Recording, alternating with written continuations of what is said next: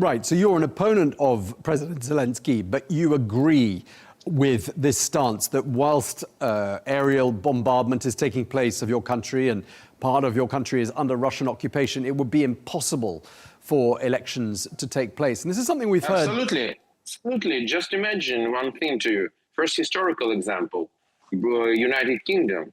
There was no elections between 1935 and 1945, despite the fact that there was no ground fighting on the territory of the islands itself. But because of German bombardments, they couldn't do this. And we have land fighting. And we have everyday land fighting, and plus bombardments of Russians throughout the whole country. We have, unfortunately, very tragic. For example, one event. It was the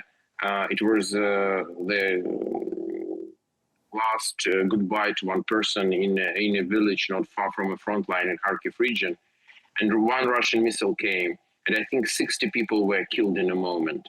Just imagine how we will provide security to people coming to their polling stations. How can we do this? Right. Well, President Zelensky has said that he's happy to hold elections. He can do so, he says, within, let's say, a 3-month time period. That seemed to be the time frame he was suggesting, if security is guaranteed. Do you think he'd win an election if an election was held in 3 months from now? First of all, I didn't get his last comment about this because I can't understand what does it mean. So, and after these 3 months, again, the war? Oh, the war will be stopped for just 3 months? What does it mean? I can't get it. So I think my personal view is next. We need to end the war. We need to have sustainable peace. And after this, definitely, we need to have elections. But after the war will be finished, and not just in the middle of the war, because I can't imagine what did they mean and what did Zelensky mean by saying this. Speaking about his chances, it's subjective, you know. I can't speak on behalf of all Ukrainian people. I can tell you just my personal thought. My personal thought is that Mr. Zelensky has no chances to be re-elected. And it doesn't matter much when the elections will happen. But it's my personal view.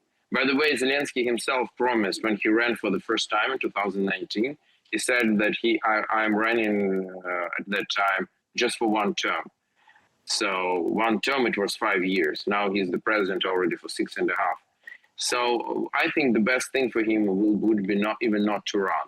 But it's up to him. So he will make his own choice, and then Ukrainian people will decide.